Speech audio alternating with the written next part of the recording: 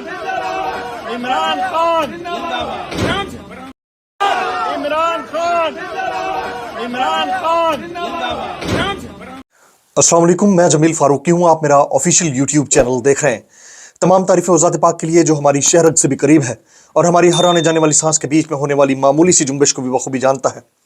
और तमाम दुरूद पाक नबी आखिर ज़मा हज़रत मोहम्मद मुस्तफ़ा अहमद मुज्तबा सल्लल्लाहु अलैहि वसल्लम की ज़ात पाक के ऊपर जो वजह तख्लीक़ कायनात हैं, जिनकी वजह से हम हैं, जिनकी वजह से ये कुल कायनात है। तमाम तर इंतखाबी इख्तलाफात के बावजूद शेख रशीद अहमद ने इमरान खान के हक में बबांगे दौल नारे लगा दिए हैं।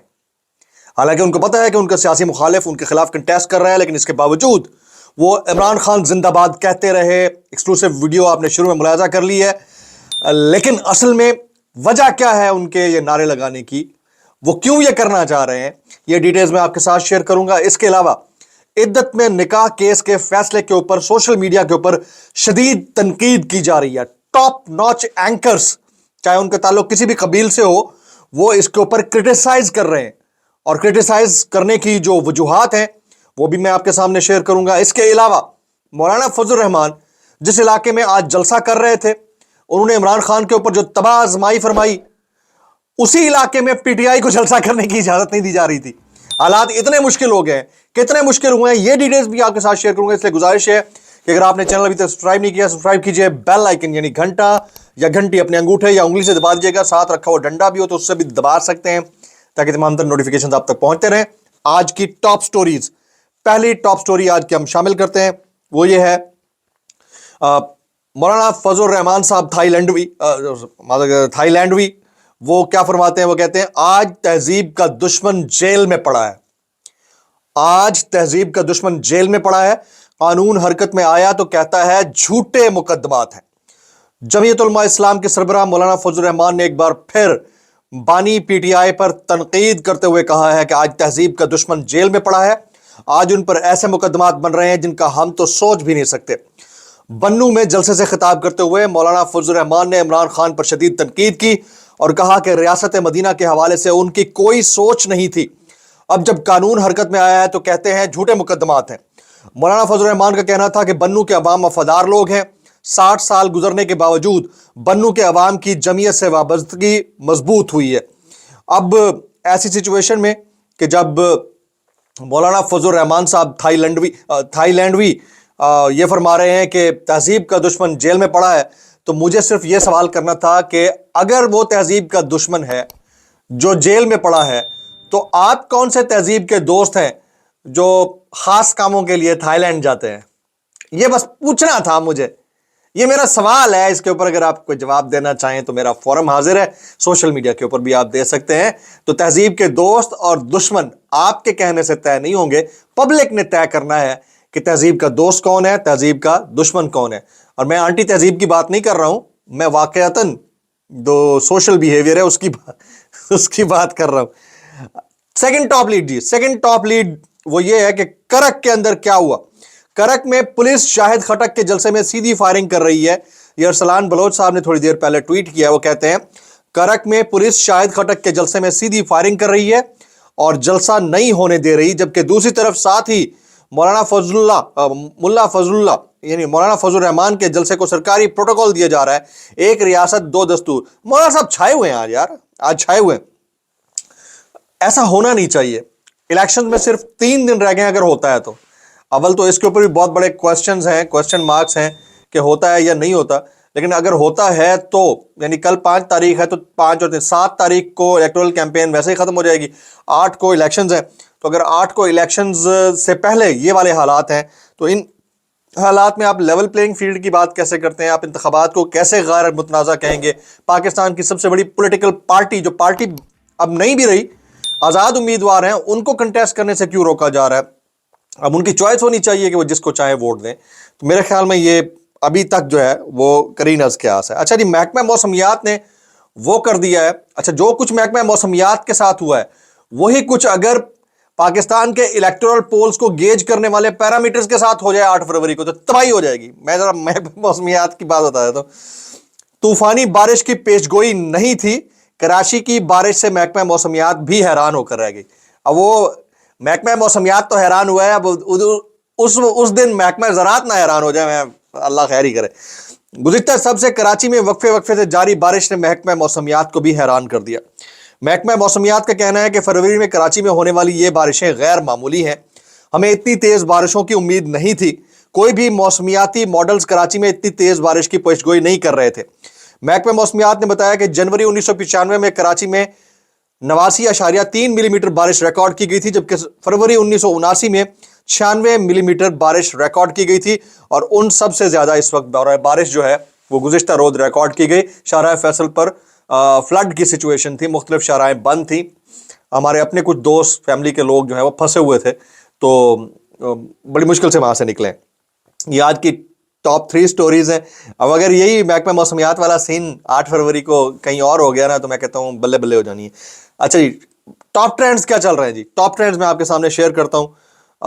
ٹھنڈ ہے ویسے اسلام آباد میں، اس لیے میں ڈبل کوٹ پہنا ہوں۔ ٹاپ ٹرینڈز کیا ہے؟ نمبر 1 از مریم نواز، کچھ کہہ رہے ہیں پیار سے بات کر رہے ہیں، کچھ گالیاں دے رہے ہیں۔ پہلا ٹاپ ٹرینڈ یہ چل رہا ہے۔ دوسرا ہے کراچی رین ان ایکسپیکٹڈ تھی، بڑا نقصان ہوا ہے، کئی لوگ اس میں جاں بحق بھی ہوئے۔ تیسرا ٹاپ ٹرینڈ ایاک نعبد و ایاک نستعین۔ ٹاپ 3 ٹرینڈز میں نے آپ کے سامنے رکھ دیے ہیں۔ ابھی ہم شامل کرتے ہیں بولتی تصویریں۔ آج کی بولتی تصویریں بڑی چنیدہ ہیں۔ پہلی بولتی تصویر میرے پاس یہ بارسلونا سے آئی ہے، ایک ہمارے چاہنے والے ہیں، انہوں نے مجھے وائس نوٹ کے ذریعے ڈیٹیلز بھیجی۔ یہ جس وقت عمران خان کو پہلی مرتبہ سزا دی گئی تھی فیصلے میں، سائفر کیس کے اندر، اس وقت جو بارسلونا سینٹرل ہے وہاں پر ایک وین کھڑی تھی، اس وین کے اوپر وہاں کے رہائشی پاکستانی بچوں نے قیدی نمبر 804 پی ٹی آئی زندہ باد، پروگرام تو بڑھ گیا، اور پتہ نہیں کیا کیا کچھ لکھ ڈالا، اور بہت غصے میں تھے، وہ اپنی شکلیں نہیں دکھانا چاہ رہے تھے، اس لیے یہ تصویر میرے پاس پہنچی ہے۔ یہ سینٹرل بارسلونا اسپین سے مجھے اسپیشلی بھیجی گئی ہے ہمارے ولاگ دیکھنے والے ایک دوست کی جانب سے، تو آپ دیکھیں کہ ریاکشن انٹرنیشنلی کتنا ہے۔ دوسری بولتی تصویر وہ سیلف ایکسپلینیٹری تھی، اس لیے میں نے شیئر کر دی ہے۔ دوسری بولتی تصویر یہ ملاحظہ کیجئے گا، ہماری صحافتی جو اقدار ہیں ان کا جنازہ نکلتے ہوئے اپنی آنکھوں سے دیکھ رہے ہیں۔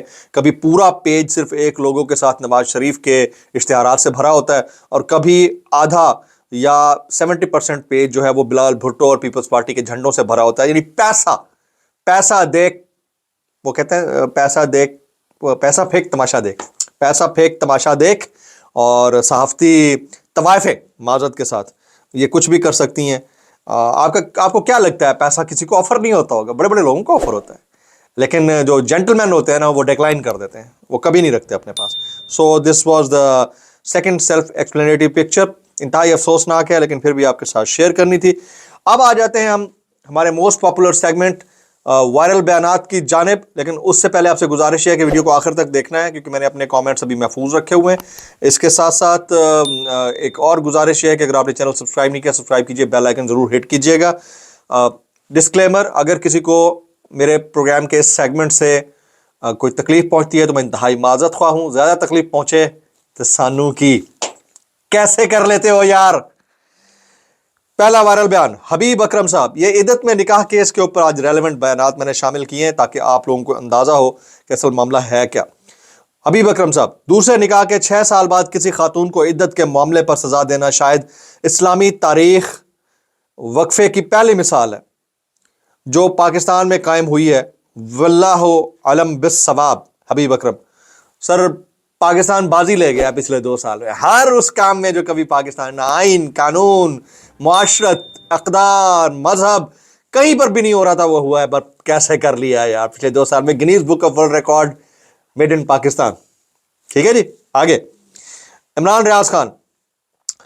عمران خان کی آخری امید 8 فروری ہے، اور وہ اس دن سے پر امید ہے کہ اس دن پاکستانی بڑی تعداد میں نکلیں گے، اور یہ پیغام ہوگا کہ پاکستان کے چلانے والوں اور دنیا کے لیے یہی عمران خان کی آخری امید بچی ہے۔ عمران ریاض خان، ہاں کوئی نہیں پتا، جس طرح محکمہ موسمیات کو نہیں پتا چلا اچانک سے اتنی ریکارڈ بارش ہو گئی کراچی کے اندر، تو یہاں پر بھی پتہ نہیں محکمہ الیکشن کمیشن کو پتہ چل جائے کہ پتہ نہیں یہ ریکارڈ بندے کتوں آ گئے ہیں، ہمارے پاس تو بیلٹ پیپر ہی کم پڑ گئے ہیں، ہو سکتا ہے دیٹ کوڈ بی۔ کیسے یہ کر کے دکھا دو یار، کر کے دکھا دو۔ آگے علی ترین، آج ان کی بات سے میں بڑا متفق ہوئی، بڑی زبردست بات کی انہوں نے، کہ یہ فیصلہ یعنی عدت میں نکاح کیس ایک خوفناک اور ناقابل قبول مثال قائم کرتا ہے، اسے کالعدم ہونا چاہیے۔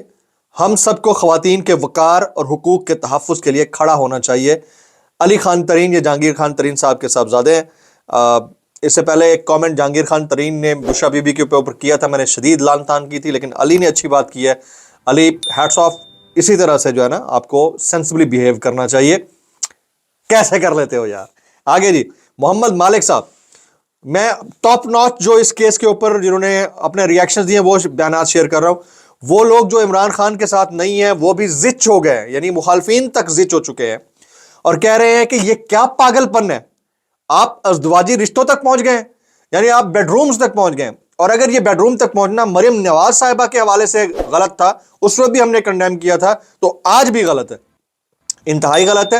اس کو بھی کنڈیم کرنا چاہیے، اس کے اوپر ٹھٹھے نہیں اڑانے چاہیے. یہ آج کوئی ریسیونگ اینڈ کے اوپر ہے، کل کوئی اور ریسیونگ اینڈ کے اوپر ہوگا. یہ ذہن میں رکھیے گا کہ آج عمران خان اس کٹہرے میں کھڑا ہے، کل کو کوئی اور اس کٹہرے میں کھڑا ہوگا. تو یہ والی بات ذہن میں رکھیے گا کہ تاریخ جو ہے نا وہ انہی کو یاد رکھتی ہے جو وقت کے ساتھ اپنے آپ کو مولڈ کرتے ہیں، خاص طور پر معاشرت اور اپنی تہذیب کو مد نظر رکھتے ہوئے. آنٹی تہذیب نہیں، تہذیب.